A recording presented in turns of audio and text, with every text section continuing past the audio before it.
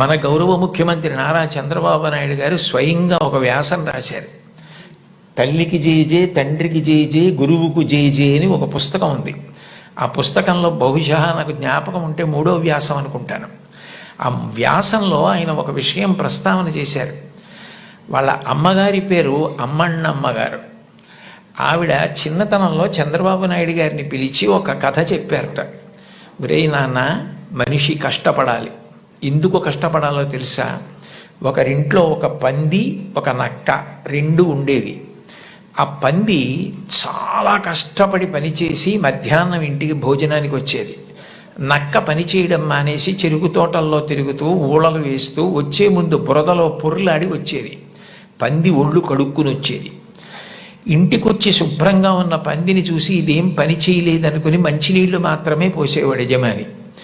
నక్క ఒంటి నిండా బురదంటించుకోవడం చూసి ఇది బాగా కష్టపడింది అనుకుని బాగా దానికి తిండి పెట్టేవాడు. మోసం ఎన్నాళ్ళు దాగుతుంది? కొన్నాళ్ళకి ఎవరు కష్టపడుతున్నారో తెలిసిపోయింది.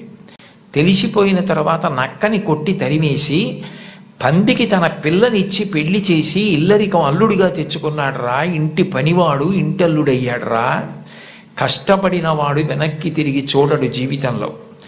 కష్టపడడం నేర్చుకో అని మా అమ్మ నాకు చిన్నతనంలో చెప్పింది.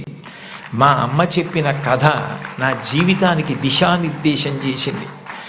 ఆనాటికి ఈనాటికి ఏనాటికి నాకే కాదు మా ఊరంతటికి అదే భగవద్గీత.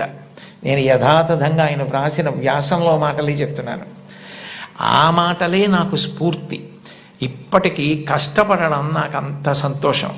ఆ కష్టపడడం అన్నది నేను మా అమ్మగారి దగ్గర నేర్చుకున్నాను. ఆ కష్టపడే ఇవాళ ఈ స్థితికి వచ్చాను.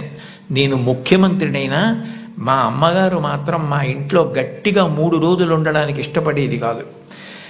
మళ్ళీ వెళ్ళిపోయి ఆ నారావారి పల్లెలో తెల్లవారి 5 గంటలకి లేచి గొడ్డు గోద పొలము పనులు అవి చేసుకోవడం, ఆ కష్టపడ్డము ఆవిడికి ఎంత సంతోషము అని అమ్మగారి ప్రేరణతో తాను ఎంత వృద్ధిలోకి వచ్చారో వ్రాసుకున్నారు. నేను ఏదో 4-5 విషయాలు మాత్రమే ప్రస్తావించాను.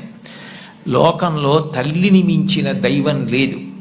మీరు జీవితంలో ఎప్పుడైనా అమ్మ నువ్వేం చేశావు అని అడిగితే, మీరు అమ్మకి చెప్పలేని స్థితి కలిగితే, మీరు చేసిన పని మీ అమ్మగారికి మీరు చెప్పలేకపోతే అంతకన్నా ఆత్మద్రోహం ఇంకొకటి లేదు.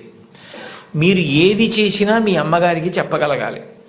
ఇది నేను మా అమ్మకి చెప్పలేను అన్న పని చెయ్యకండి.